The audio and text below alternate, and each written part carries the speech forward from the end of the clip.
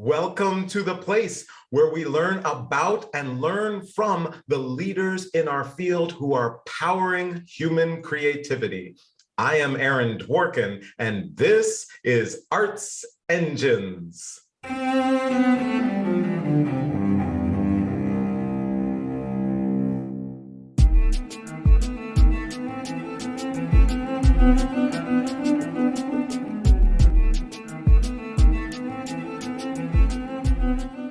Thanks again for joining me here on Arts Engines. Today's guest is Wyona Lynch-McWhite, who serves as the Senior Vice President of Arts Consulting Group. Wyona, welcome to the show. Hello, great to be with you today. So I am so excited to talk with you. Obviously, ACG, who is one of our wonderful creative partners, helped us to co-create this show, is a leader in the field, obviously, in the world, as we think about just leadership and executive search and all of the things that are associated and tied with that. And being a show all about and having so many arts leaders and arts administrators, many of whom have been placed by ACG, that learning a little more about these processes would be just phenomenal. So first of all, welcome to the show. And I guess if we could just start off, if you could maybe just share with everyone just kind of the very quick kind of top level overview of kind of ACG and the work that you do. And then especially just kind of your practice. And then I kind of want to delve into specifically things about placement, things like that. Oh, sure. Happy to. So Arts Consulting Group, we often just go by ACG, is a full service management consulting firm that works with the arts and culture sector in a variety of ways. Many people know us for executive search because that's what you see most often, but we do things like strategic planning and capital planning and lots of other things of that nature. I personally lead our leadership transitions area, which is executive search and interim management, which we're going to talk a little bit more about today. And I, along with everyone in our firm, has been a practitioner in the field in some way. So we bring a unique lens of having served as executive directors and managing directors and artistic directors before we joined the firm. So at a high level, that's kind of who I am and what we do. So, which is just phenomenal. And of course, the work you do ends up being so important. So eventually I want to get into especially issues surrounding diversity, which is so important as people think about the diversity of their teams and especially the diversity in the leadership of their teams. Mm-hmm. But first, what I was wondering is if we could kind of pull the veil back a little bit about executive search, right? Like, so especially I'm thinking now of those who may even be more early stage and who are just thinking, how does it happen, right?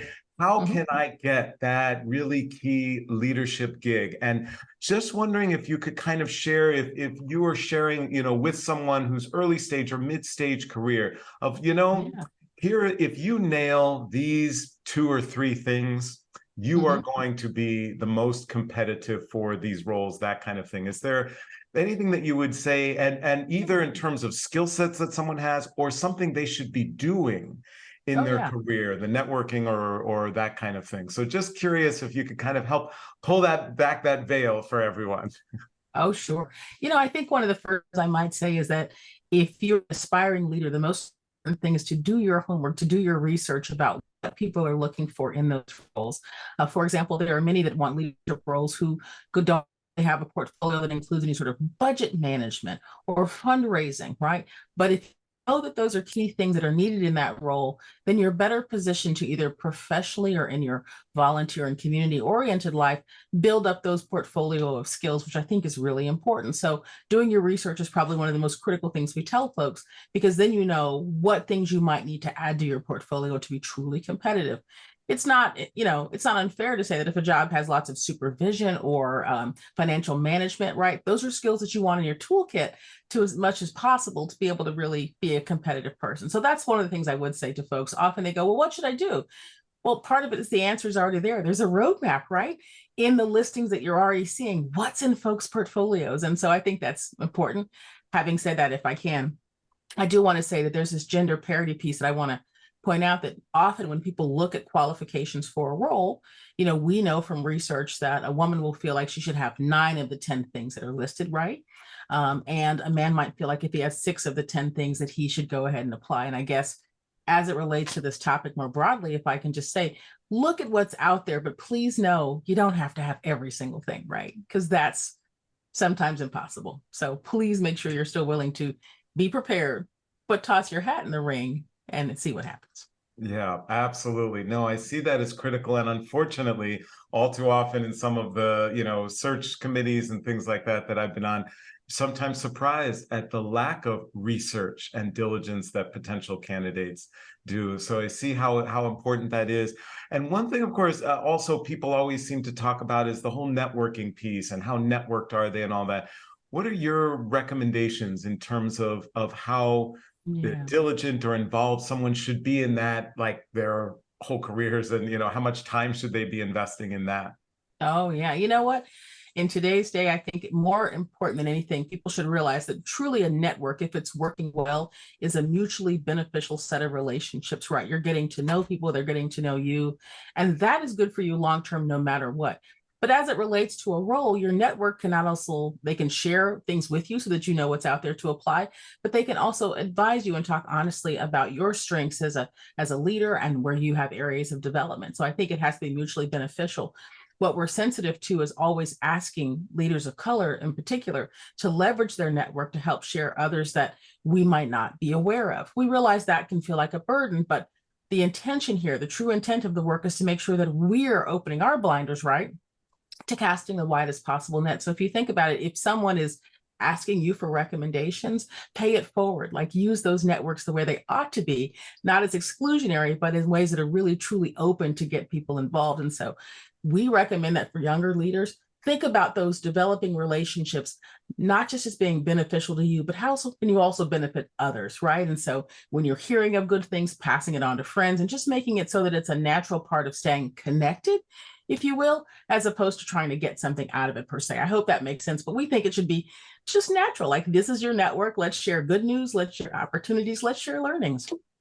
Absolutely. Yeah. And I think some people are just kind of, unfortunately, only, very narrow as they think about their network and all of that. And of course, it usually leads to a network that isn't nurtured very well. So that's true. We might need a new name for it, right? So that people understand it's like you're building a community of practice to, right, all with shared interests and desires. And quite frankly, I've never seen anyone happier than when they recommend someone to us who ends up getting the role, and we're so happy to have been a part of that success. Right, absolutely. So, and you mentioned, of course, leaders of color. So there are definitely, right, many in our audience who either are leaders of color and who potentially are thinking about, how might I find a new role or position? And there are certainly, I'm sure, many institutions who are looking and potentially saying, we don't see the diversity we would like to have in our leadership and are exploring it. So of course, everyone basically, I think, likes to talk about, oh, we need more diversity. We need diversity in our leadership. Nice to say. But it sounds like, and of course, I know ACG actually knows how you make that happen. So wondering if you could share kind of with us in the brief time that we have here on the show, are there any mechanisms, processes that you've seen or that you guys are utilizing that you found to be most effective when it comes to being able to really do this work and accomplish results in having leaders of color in these leadership roles?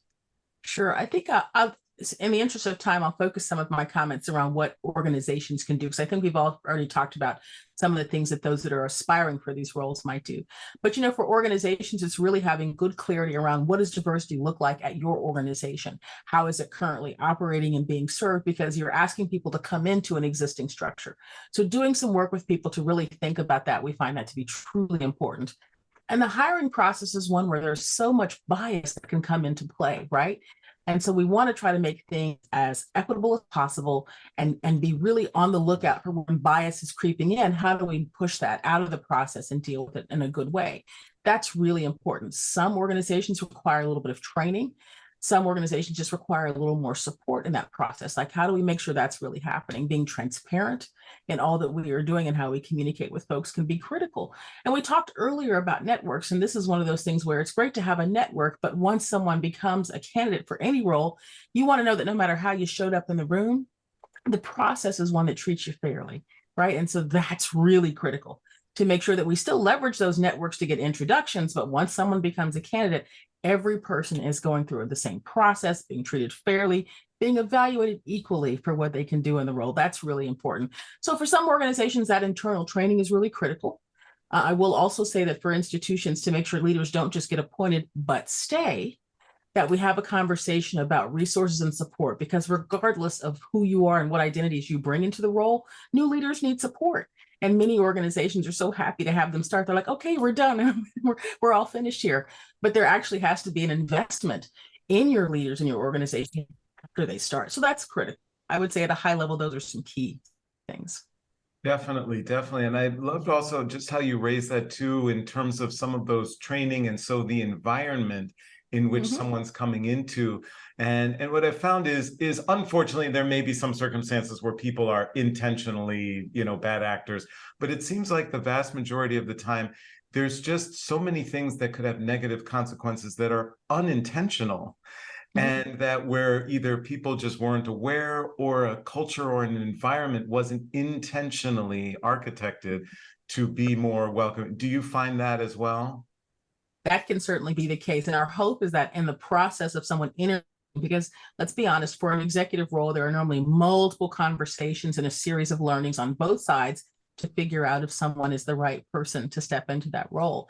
We want to uncover those issues and then acknowledge that they are there, right? We really want to assume good intentions as we do this work, but we do understand there are some systems and structures that actually are set up in ways that could be changed in advance. It's important for candidates to know that no role is perfect. I've never found a perfect role or a perfect organization. So we acknowledge where folks are and then just try to figure out how improvements can be made. It's also great learning often for the organization who doesn't realize that there are some areas that they can improve on to kind of better be in alignment with their mission and their strategy, but also create a better working environment for the whole team. So there's a little bit of education and acknowledgement of where we are. And then together you have to have the path kind of going forward. It can be difficult to have those discussions, but most people are relieved to understand that there are things that they can do to create a better and optimal working environment, especially, our arts and culture sector, work-life balance, burnout, all sorts of issues are so present and must be acknowledged for people to be able to move forward. Totally. And that actually is a great segue to my last question. Unfortunately, we are just about out of time, but I always like to ask of my guests, you mentioned kind of burnout, that piece. You are an extraordinary arts leader and have had a number of different roles. There's definitely has to have been some challenging days and tough times. And just wondering, for you as a leader, do you have a mechanism or a way in which you turn for insight, for support, for solace during the kind of toughest times in leadership? Oh, it's a great question. And there's two things I would point out are really important. In terms of getting some sort of support, I always found a kitchen cabinet to be very important. And this is your cohort, thinking back to your network of colleagues who you can bounce ideas off of, vent a little bit if you have to, process things, because often a leader is stuck above the staff and below a board, and it can be a really tough role. So that kitchen cabinet is really important. But the second thing, and I think many of us don't do this enough, is to get back into the work, right? Whatever it is that was our passion that drew it to it, right? Seeing a performance, walking through a gallery show, remembering the why, right? Turning yourself into a patron and a visitor for a little bit and re-energizing your spirit is so important. And often if you're just looking at spreadsheets, you can forget why those spreadsheets are important. So I would say those are the two things that I would recommend, and certainly the ones that encouraged me the most in my tenure as an arts leader. Wyona Lynch-McWhite, you truly are one of the arts engines who is powering human creativity in our world. Thank you so much for being on the show. Oh, thank you so much for the invitation. It's been a delight.